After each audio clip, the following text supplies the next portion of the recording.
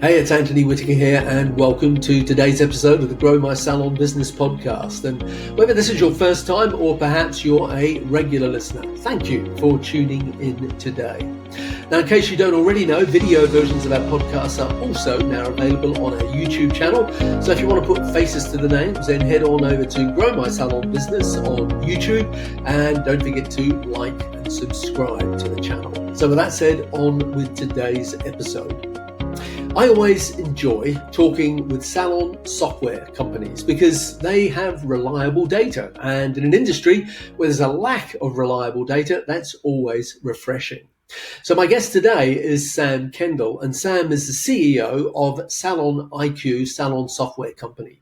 And in today's podcast, amongst other things, we're going to discuss the impact that AI is having, what the data says about current trends with various salon key performance indicators, and e-commerce for salons, and so much more. So without further ado, welcome to the show, Sam Kendall. Hi, Anthony. Thank you so much. Great to be here.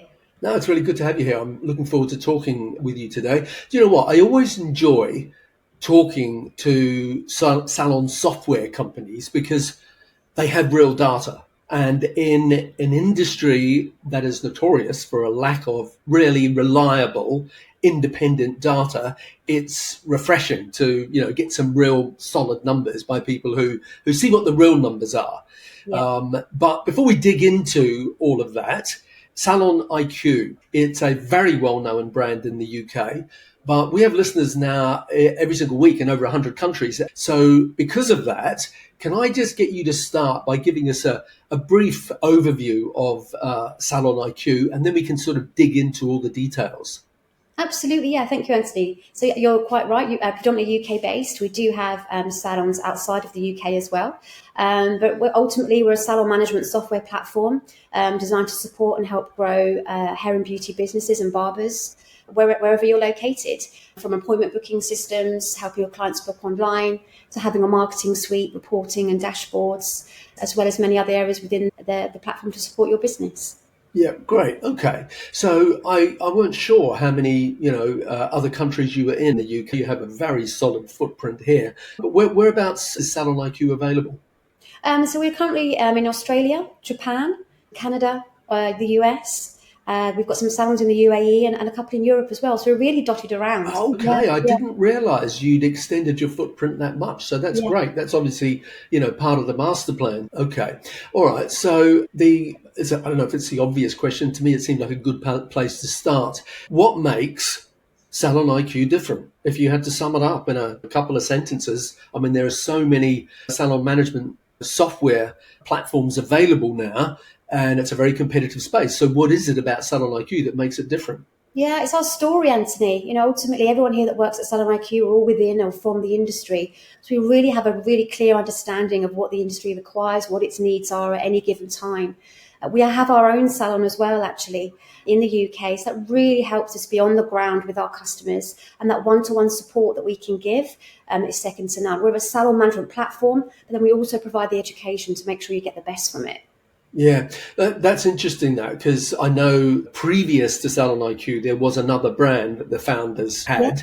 And then off the back end of that, they started SalonIQ. And I remember at the time that they had half a dozen salons or something. So you still have salons that are sort of like where you can road test all these ideas before you roll them out. Absolutely. Yeah. And the biggest difference, I think, with this version of SalonIQ is it's cloud-based. Yeah. And it has been since 2013. So we're extremely innovative, always looking ahead in terms of technology and how we can really support the industry where it needs it most. 2013, cloud-based is it going to take off? Is it not? And look at us now. We're completely dependent on cloud. Yeah, exactly. And I was doing a bit of research before we jumped on the call and stuff, and I saw you've got quite a big team there. It seems to grow every time I have a look on the website and stuff. And as you just said, you have a lot of hairdressers who work for you in different roles, like ex-hairdressers, ex-salon owners that are in there in different roles. That's a very conscious decision, is it, to do that? A huge conscious decision within our recruitment process, Anthony, absolutely. We need to ensure that we have the right team with us and the right people on board to ensure that we can deliver that exceptional service. And I think that's what sets us out and makes us different from everybody else. Yeah, I mean, I know you and I have spoken, quite a few times over the last, 4 or 5 years, etc. And I feel a bit stupid saying this, but is your background hairdressing? Did It you is. I'm a used? stylist at heart. Yeah, Wow. absolutely. Yeah. So Okay. when I was 16, I was doing my GCSEs, and at the same time, I was qualifying and doing my MVQ 2 and 3. So I've been doing it my whole life now. And So now it's you're the boss born of and bred. right, and now you're the boss of SalonIQ. That's Absolutely. fantastic. Yeah. Yeah. That's Yeah. great. I love highlighting those stories with young hairdressers. Not that I try and find the balance between there's nothing wrong with being a stylist. Being a stylist is a great thing to do, Mm. but you can start off being a stylist. And if you wanted to, i.e., like me, like you, like lots of people, it can go off in all sorts of other directions if you wanted to. But having said that, I know other people who are stylists and have been stylists for 30, 40 years, and they still absolutely love being behind the chairs. It's a great industry like that, in that it does sort of open up doors that allow someone who starts life as a hairdresser to sort of go off in other directions.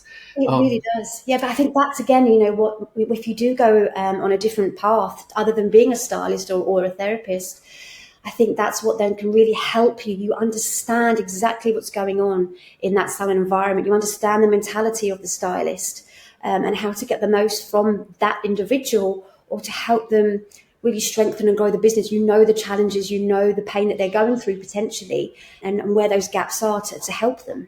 Yeah, yeah. To go though from a stylist to now being the CEO of a multinational brand, that's a big that's a big leap. I know it didn't happen overnight. Was there any education in the middle of that? Did you go to university? Did you get a marketing degree, a management degree? Was there anything like that that happened? Yeah, no university, but I'm constantly learning. I'm Yeah, constantly learning. Every day is a learning day. I've done various diplomas, apprenticeships along the way. I think you have to. I've had a number of mentors as well yeah, to help me, both male and female. I think you have to adapt. There's been an awful lot to learn and grow. And it's been, 20 years plus in the making of getting to where I am now. And I'll continue to learn and grow and adapt and ensure that I'm a great leader as I am today. yeah.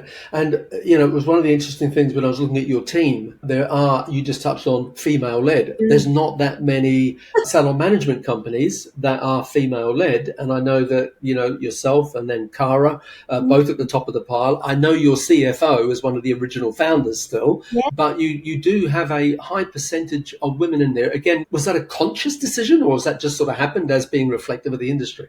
That's just happened. That has just happened. But what I'm finding actually is, again, focusing a little bit on the UK here, some of our real industry-led groups and multi-salon businesses are female-led. They're becoming female-led now. They were a very male, but I feel that there's a bit of a transition here that's happening where there are more females becoming those management or taking those leadership roles. For myself, with the tech side of things, it's very male dominant, which is fine. Yeah. I enjoy the mix of male and female, but it's not a conscious decision at all. It needs to be the right person, regardless Yeah. of their sexuality. Yeah, exactly. Okay. I weren't intending on asking any of these questions, but I love it when things just sort of open up in a certain direction. And so it's got me thinking straight away with you being, a top heavy is the wrong word, but, a female led company. Has that changed how you do business? I.e., as women, do you accommodate? I know in a salon sense now that, the buzzword of flexibility, that you've got to be flexible how you run a salon business. I'm just wondering to myself as we're talking, I wonder how that has impacted on the culture that you now have, seen as how you're now the boss in the company. Does it make you more flexible in terms of accommodating family life and working from home potentially, or any of that sort of stuff? Yeah, I don't think it's based on being male or female. I think it's more where we are today. Yeah, Obviously, we had everything happening with COVID in 2020, and I think that changed the dynamic of where we work and how we work. yeah, So we do have hybrid roles. There is this work-life balance, whatever that actually means. It's different to everybody. yeah, And I think there has to be some form of flexibility. We spend 90% of our time with our work colleagues. So I think we have to ensure that we have that level of flexibility where we need to. Everything is very fast paced. Everything is online. You'd have one meeting that you travel to in a day and that would be it. We now have 7 or 8 meetings back to back online. sure. So we're doing a lot more in a day, I think. I'm sure you'll agree than what Yeah. we perhaps were 5 years ago. Yeah, definitely, definitely. Okay, all right. That gives me a good opportunity to go backwards in order to go forwards. And it's this question I want to ask you, which is about the percentage of salons out there that are not computerized at the front desk. I mean, I've been in the industry since, well, a long time. And I remember when the first, salon management systems came on the scene. And then bit by bit, that footprint is growing and growing. And I can't understand now how people can run a business without having a salon management system at the front desk. And yet I know there are a lot of salons still don't. And this is where it gets to that thing I opened with, which was talking about reliable data. Is there any reliable data about that you could say X percentage of people have a salon management system now? I mean, obviously it's growing all the time and it should do, but what would you say it was at the moment? It's a very, very scary statistic. Almost 50% of our industry is not computerized. Right. They don't have a software management system in place. Okay. Why do you think that is? I think it's several reasons. I think we're people, we don't like change. We don't perhaps see the value or the benefits that you're going to get from a software platform. And I think it's just a case of adapting how salons work, what they need, and perhaps, I don't know, I think you don't know what you don't know. Yeah. And I'm as a sort of adjunct to that question is I know a lot of salons that have a salon management system, but they do not have an online booking system. I know within SalonIQ, you have a great online booking system built into it. What percentage of people that have salon management systems do not have an online booking system? Yeah, so talking from experience and looking at our customer base, we have about 66% of our salons using an online booking platform. Again, you're looking at 35% don't have an online booking system in place right now. And again, that's through why don't they? It might be your next question. Again, I think you don't know what you don't know. I think a lot of the times salon owners want to control the bookings. They want to make sure that those bookings are booked where they want them to go. They're worried about not having those skin tests prior to their appointments. But salon management software has come so far now that we can automate those processes. You can really customize when and how your clients are booking in, ensuring that they're getting automated notifications prior to that color appointment, so their skin tests are being done in good time, so you're not turning them away on the day of their booking. And again, it's that education piece, I think, isn't it? That it's just educating salons to know what's available, to know that they can use it to suit their business and to suit how their processes they already have in place. Yeah. You just touched on something which is actually really interesting. And you mentioned skin test a couple of times. So everyone in the UK knows exactly what you're talking about because it's compulsory and it's pretty hardcore compulsory. Outside of the UK, it's much less. A lot of people can just walk into a salon and, can I get my hair coloured? Yeah, great. Sit down. Next one, please. A UK-based brand that are now extending into a more global footprint. What are some of the challenges that is presented for you in that things are done differently in different places? Yeah, it's understanding and learning the market, and every country is different. I think the biggest challenge is understanding what's required on the ground. So what we've actually been doing is partnering with people that are within the UAE, with those that are in Australia, with those that are in the US, to really gain a clear understanding of how the hair and beauty industry works in that area, just as much as we do in the UK, to ensure that the product is where it needs to be. Yeah. Does the product need to change at all? No, it doesn't. It doesn't. Ultimately, the main part of a salon booking management system is the appointment book, and everything around that helps to support the business. The dashboards, the reporting, you're still looking at data, you're still looking at KPIs to grow a business wherever you are within the world.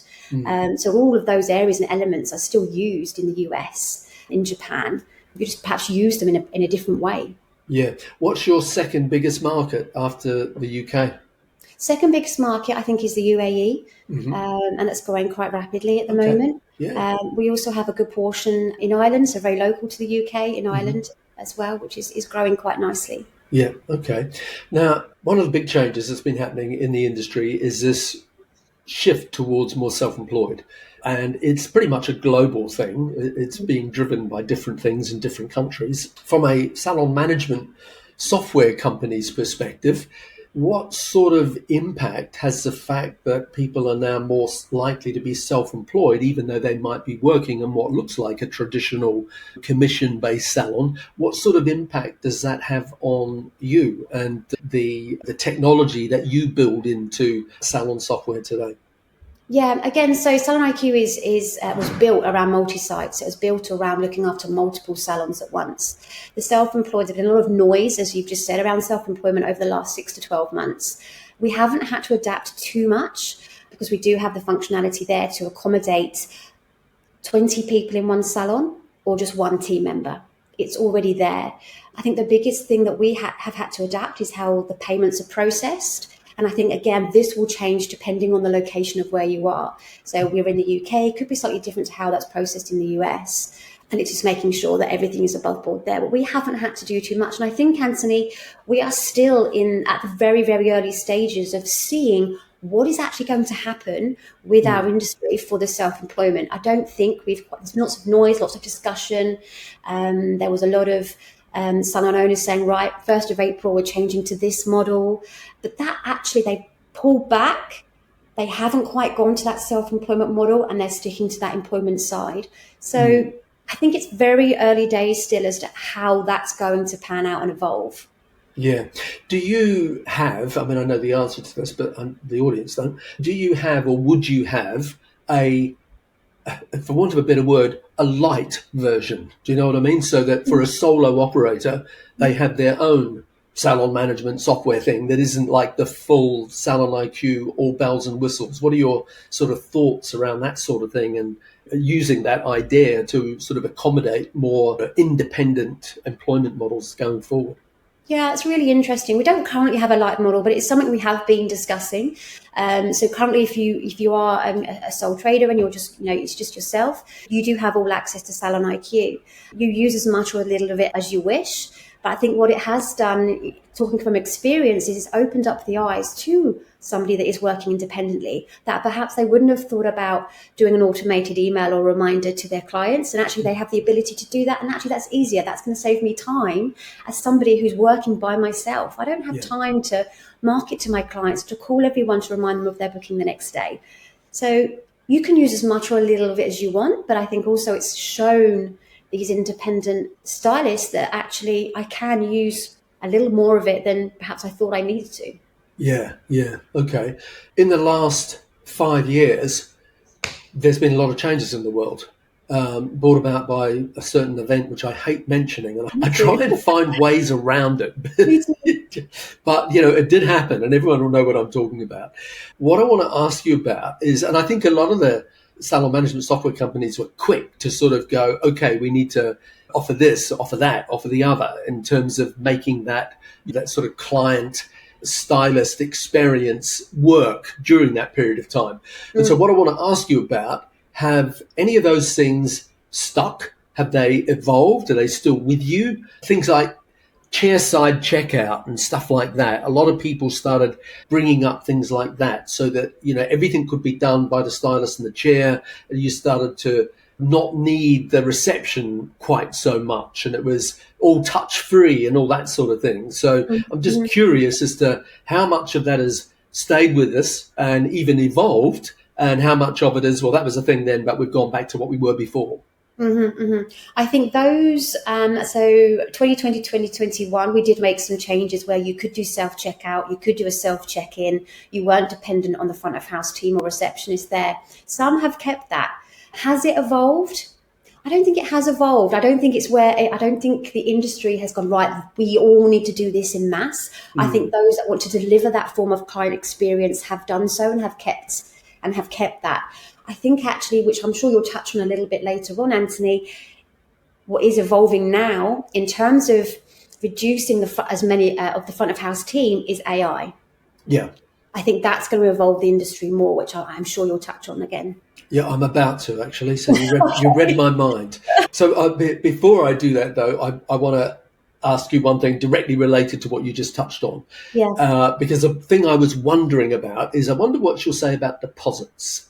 Because I get the feeling that during the sort of, 2020, 2021, it'd be very acceptable with clients to be paying deposits because, the hairdressing industry have sort of dabbled with that for a long time with varying degrees of success. I think it was maybe restaurants that really just embraced it, 5 years ago and have stuck with it. But I'm hearing from some salon owners that they're getting a lot of pushback now, like that they were doing that, but now they're starting to show a bit more flexibility about the deposit thing. Because what they're saying to me, actually I had someone just the other day saying it, I was talking to in Canada, and he was saying that when our clients are ringing up and they're wanting to book something, and when they ask them for a deposit, they're getting a lot of pushback.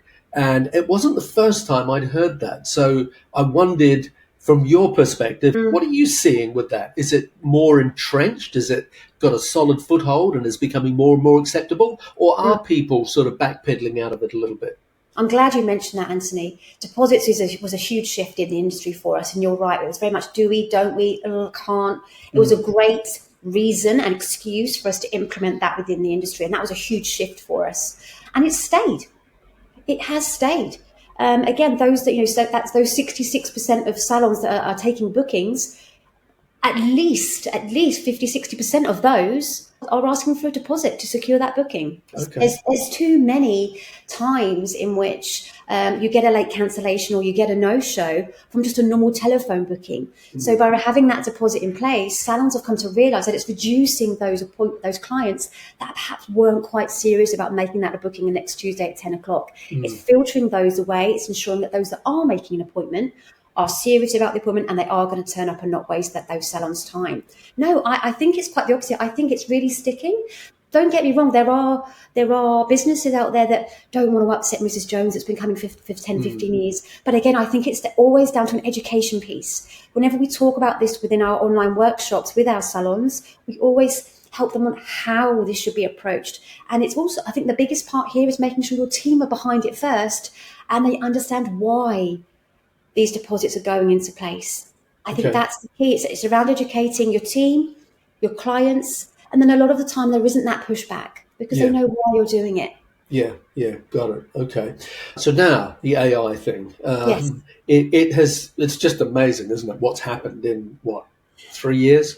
Not even 3 years. I think it'd be 3 years in November that ChatGPT came onto the scene. Yeah. And it is just an absolute avalanche since that date and time.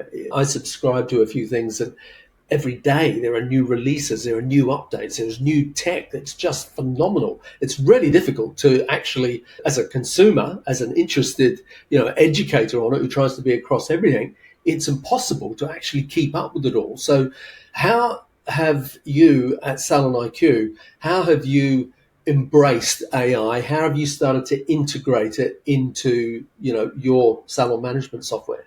Yeah, well, without giving too much away, we are working on some plans right now to help the industry. And, how can we do it? I completely agree with you. We are drowning in information and different companies popping up every single day that they can help with AI. They can automate things. They can write emails. They can do X, Y, and Z. But actually, what does the industry need? I think we can all get very carried away and go off on tangents, but I think strip it all back. How can I make the operating of my salon easier using technology and through artificial intelligence? And one thing that we've come to the conclusion of is, again, going back to 2020, 2021, where we're making bookings online, we're making deposits, we're automating SMS, that we still have those front of house for those telephone calls. And for rescheduling an appointment, we're still having that. So if we can get AI to have an AI receptionist to help with those calls, to make a booking, to reschedule an appointment, to help with any questions or queries, then how great would that be that then the front of house team, it doesn't get rid of their jobs. What it does, it helps them focus on the client experience with the clients in the salon and looking after those instead. Yeah. And it's happening. It will happen. You get a telephone call now, and it's a doctor's appointment or a hospital appointment reminding you of your booking next week. But it's AI. It's not a person. It's just a reminder. Yeah. And I think we have to embrace that. Salon software and AI. It's a necessity. It's not a luxury anymore. It's your voice, and AI will become your salon's voice and your salon's brand, whether we like it or not. It's happening. I think we just have to embrace it and adapt and work with it as best we can. Yeah. When you look sort of big picture like not this year, but think, I wonder what salons will look like in the year 2030, 2035. Like just ridiculous suggestions. Do you have any? I'd like to think that I know what I hope there won't be, and that'll be robots. I know in China and Japan they were testing out robots washing hair, and that didn't go too well. I think it's still going to be a very people orientated industry. We're not just hairdressers, are we? In 2035, we're still going to require that one-to-one interaction, that people focus. I think that's us. That's who we are. That's what people need. But what is it going to look like? I think the salon software is going to be the biggest part of a salon's business. It will be the voice and the brand of a salon. I think now we've only just scratched the surface of what we can do with technology and our industry. I think we can be a little bit behind on catching on to things within our industry. So it does take a little while to adapt and bring the latest technology in and use it largely in mass. I don't know, but I'm quite excited to see. What is going to evolve and come in the next 10 to 15 years. I don't think 10 years ago we would have predicted AI to be here doing as much as it is. We don't even realise we're using it on our phones. Exactly. Yeah, exactly. 5 years ago, we wouldn't have predicted we'd be where we are. And it is just so fast, the rate of change. Yeah. I remember doing seminars and talking about artificial intelligence with great authority, and this is what the future would look like. But at the time, people would look back at me as if to say, yeah, not in my lifetime. And to some degree, I was sort of hedging my bets like that as well. But it's just incredible the speed at which this stuff is integrated into not just the hairdressing industry, but industries across the board, how we communicate, how we work, live and play, et cetera, et cetera. It's playing more and more of a role in it. So, it's a complete change of mindset, isn't it? Yeah, totally. With how we do anything within our day, regardless of our work, it's changing our habits, it's changing our behaviours, and we don't like change, but we are naturally doing it. Yeah, how is it changing your workforce? Because like coding, etc., there are so many examples of big IT companies that have laid off a lot of people because they can just do stuff now more effectively without bodies. Yeah. The technology with one person operating it could do stuff that, it took 10 or 20 people to do, so to speak. Is it having any impact on your structure that way? I think the biggest word that I can use is efficiency. It's helping us to become more efficient. It's helping us to work smarter. And what we don't need to do, we don't need to double or triple our workforce or resources in terms of people. What we can do is actually work a lot smarter with those that we have on board. As I said earlier about our recruitment process, we only recruit those that are really industry focused. So I think that it's helping us become more efficient and ensuring that we can work quicker, which technology is moving at the speed of light. You cannot keep up with, with the AI, and we need to use that technology to help us stay ahead of the times. I think efficiency is the biggest word that I could use in that. Okay. I sort of said at the beginning that salon management software companies have access to reliable data, that they really know what's going on because they look into so many salons. So I want to talk about that a little bit. What are the trends that you're seeing in the data these days with things like, rebooking rates, average bill, percentage of revenue coming from retail? Are you seeing any trends there that, are interesting? Yeah, the biggest one I would think I can note from memory is the average bill. Okay. The average bill is increasing over time. It's taking its time. We were sitting at around $50, $51, $52 or £52. And that's increasing to, 59 to 60, giving seasonal trends across the year as well. And I think that's through several factors. I think salons are becoming a little bit more wiser now and looking at their white space, looking at their utilization. And actually, what can I do with those 4 or 5 clients that I've got booked in my diary now? Well, I can do upgrades, I can do upsells, I can turn a half head of highlights into a full head of highlights, a blow dry into a cut. I can introduce smaller maintenance color services to come in every 4 weeks instead of just focusing on an 8-12-week appointment or even a 16-week appointment if you're on a balayage. So I think we're thinking a lot more about what we can do with the clients that we have, as well as obviously focusing on that new client retention as well. New client retention is an interesting one, actually, Anthony. I don't know if you'd have any take on this. It's sitting around 36 to 37%.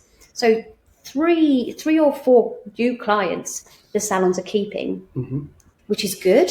But I think to be sustainable and grow a business, it needs to be much higher than that. Yes. So I think, we need to focus on that as an industry to increase that. Yeah, no, that's an interesting number and different, for new client retention. I'm so glad you separate the two because not everybody does. Existing client retention and new client retention are two very different metrics that as a salon owner, you want to know. But in a lot of cases, it's just client retention. And so you get it's just muddled in together. And I always talk about new client retention as the goal is to get to 50%. And I will often get salon owners go, oh, we're easily doing that. But the reality is they don't know. And, time and time again, when they dig down into it, they realize they're not doing anything like that. And they're doing south of 30% as a rule. So they're just not hanging on to people. I actually think that's the biggest challenge that the industry has, full stop, that our client retention rates are abysmal. If you were to compare it to other industries, there's some data that I've been using for a little while, which, comes from a American-based salon management software company that, if you get 10 new clients today, after 6 visits, you've only got 1 of them left. And I think that's pretty reflective of what's actually happening out there. And if you could address that retention piece of the puzzle, that would make a huge difference. And, I think that salon owners everywhere are obsessed with getting new clients. And getting new clients is important for every business. But there's no point in getting 10 new clients this week if you lose 10 new clients the same week as well, because you're not able to retain them. Looking at your new client retention rates and your existing client retention rates is essential, really important metrics without a doubt. Yeah.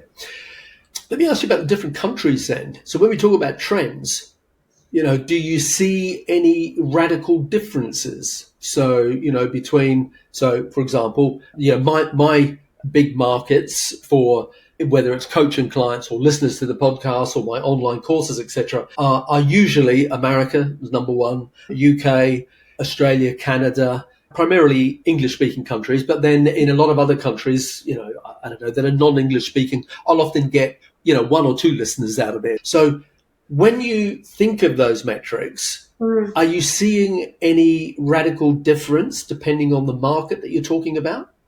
Not a huge difference right now. And I don't think I'm in a position to probably answer that question just now, purely because we haven't got a good level or good volume in each country to really make that prediction or make that judgment just now.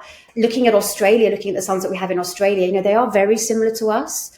I find they tend to keep that there's not as much of a community in Australia with the hair and beauty industry. I think that's changing and evolving over time.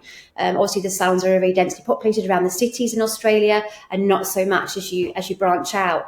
I think I'd love you to ask me that again in a year or two's time, Anthony. So I've got a little bit more data that I can use to make that comparison. Yeah. Okay. What about retail then? Are you seeing in the UK, where most of your business is, are retail sales increasing, flatlining, decreasing? What are the trends you're seeing there? Because you're hearing a lot of people saying, I'm not carrying retail anymore because, the brands are all selling it online, et cetera, et cetera. So that sort of implies that there's going to be less shifting out of a salon. However, I know plenty of salons that do a phenomenal amount of retail and continue to. So you've got a more overall perspective than what I have in the UK on that. So what would you say is happening? It's flatlining. In the UK, it's flatlining. But what you said just there about some salons are doing phenomenal, they are. We have one salon in Canada that absolutely does incredible. Her retail percentage is around 50-60%, and that's hard to imagine. Wow. Yeah. Hard to imagine. And she's been doing it. I thought, maybe it's just going to be for a period of time. But I think she's been operating now for a good 6 or 7 years, and every single month without fail, the retail percentage for that salon is around 60%, 70%. Now, she sells. So what, 50% of her total revenue is coming from retail, or 50% of her clients are purchasing, or what? 50 to 60% of her clients are purchasing retail. Right, got it. Okay. Which I think is a phenomenal, and it's more on the rare side that you get that. Yeah, and again, I've had many conversations and said, how are you doing this? What are you doing that nobody else is doing? And it's all down to education, treating the client. We're very, we feel very not afraid or don't want that rejection of that client saying, no, I don't want it. Or we're assuming so much that actually they don't want to buy it because they're just going to go online and purchase it from somewhere else. I went into a salon a couple of weeks ago. I was really interested in this product to the point where I was there. I put everything on the plate and they just didn't. Would you want to take it away with you? Oh, yeah, I think you can get that online, was what they said to me. And I thought, no, please, I'm here. I want to buy it. And I think they're just not educated enough or haven't got the confidence or don't know how or when to put that retail purchase in the process of the client experience when they're in the salon. A simple thing of putting the shampoo and conditioner on the side when you're blow drying the hair. Naturally, I'm going to want to pick that up as a client, see what it is and look at it. And then that start the conversation. So retail is definitely, unfortunately, it is flatlining. Salons don't want to hold as much stock anymore due to cost. So they're holding a very limited amount of stock. I think something needs to change in that. You're spending hundreds of pounds on your hair or your skin, and therefore you need that product to support that. I saw on your website when I was thinking about what we're going to talk about today that you have a feature that you refer to as home care. Talk to us about that. What does that do? How does that work? Yeah. So our home care recommendation system has been out for a couple of years now. And what that does is it helps take away that confrontation, which I mentioned just at the moment there. So your client's coming into the salon, you're doing their blow dry, you've done their cut, it looks gorgeous, you've discussed products. And then I'm going to add that to your client record card within SalonIQ. You go to the front of house, you're chatting away about your next booking, you get distracted and the client walks out. And you think, I forgot she was going to take away that product. I completely forgot to ask her, but it doesn't matter because I've got my home care recommendation system in place and those products are on the client record card. So that client's now left the salon. I've potentially missed the opportunity. An hour after that client leaves the salon, they're going to get a text message or an email to say, Anthony, it was lovely looking after you today. I really enjoyed doing your hair. These are the products I used. Would you like to purchase them? I click on the link to go to the products. They're already in my basket. I click and I make that purchase, and then I can either collect it from the salon or the salon can ship it out to my home address. Those that are using that model are seeing some fantastic results. But again, it's something different within the industry. And that's not there to compete with the likes of Amazon. Look Fantastic, if you know what Look Fantastic is. It's not there to compete with those. It's there to get those retail opportunities from your loyal clients, from those that you know will purchase from you because you've already spoken to them about how to use it, when to use it. It's not there to compete with others online. Yeah, okay. How many salons do you see that are successfully integrating e-commerce into their website so that they are setting themselves up as as an online retailer or a professional product? Do you see many salons that are doing that successfully? I see salons doing it, but I don't see that many that make money out of it. Yeah, I see salons doing it too, Anthony, you're right. But you know what? And I think the reason why they're not doing it successfully is because it's not their core focus. Okay. It's not their core focus of the business. They'll be looking at other, average frequency is a real focus for quite a few salons, the bigger groups, to bring that frequency down. There are salons doing it and they're making good money, but it's not the main part of their business of retail sales online. Got it. Okay. So touching on frequency of visit, what are the trends you're seeing there? Is it being extended or has that sort of settled down a bit? What are you seeing? It's a slow process. So again, 4 or 5 years. Pre-2020, 2019, we were sitting at around 8 to 10 weeks between bookings. Coming into 2021, we were sitting at 16, 17 weeks. And I just sat there, how are we going to bring this back? We're going to get maybe an initial influx, but 4 or 5 years later, we're sitting at 14 weeks average frequency, which is still very high. Don't get me wrong, we have salons bringing that right back down to 8 to 9 weeks in between visits, but it's coming down slowly. Yeah, but it's It very much depends on the demographic too, doesn't it? You know, Hugely, the older. where you're located, your demographic, and again, what services you're focusing on. If you're a salon that loves doing colour and has jumped on the balayage, then you're almost making your clients come in a lot less, 16, 18, sometimes just twice a year for their colour maintenance. So it's going to be harder for those type of salons to bring that down unless they introduce other services to their menu. Yeah, exactly. Okay. And I know you've got a Salon app as well. So just explain to us, you know, what that does and why does a salon need an app as well as having their website? Yeah, so the Salon app is all about the client experience. The assumption is, well, if I get an app, I'm going to get more bookings. But that's not the case. Your clients know where to go to make a booking, and ultimately that's your website, first port of call. It's all about your brand. It's about how you perceive yourself, and that there are additional things you can do on the app. So you can have a self-client check-in. You can have a self-pay feature on the app as well. So it's depending on what you want your client experience to be about. If you have a loyalty program, you could perhaps promote your loyalty program on there to increase retention, which we were talking about before. So it's different elements depending on what part of your business you're focusing on would depend, I think, if you found the app beneficial for you. Okay, so it's not to replace your website. It's an adjunct to your website. Yeah, got it. Yeah. Okay. All right. Well, listen, I know we need to start wrapping up. Whereabouts can people connect with you on social media or website details if they want to find out more about SalonIQ? Absolutely. So our website is a great place to start. It's www.saloniq.com. And we're also on Instagram as well, salon_IQ. We're very active on there. So if you wanted to drop us a DM, we do have a private Facebook group for all SalonIQ members. So when you do join us, then you can be part of that community. Lots of salon owners and other members talking about all the pain and the challenges, but also the solutions that help their businesses. Exactly. Okay. All right. Well, listen, I'll put those links on our website, growmysalonbusiness.com, and in the show notes for today's podcast. If you're listening to this podcast with Sam Kendall and have enjoyed it, do me a favor, share it with the people that you know who would also enjoy it. And don't forget to subscribe and leave us a rating and review on the Apple Podcast app. So to wrap up, Sam Kendall, thank you for being on this week's episode of the Grow My Salon Business podcast. Thank you for having me.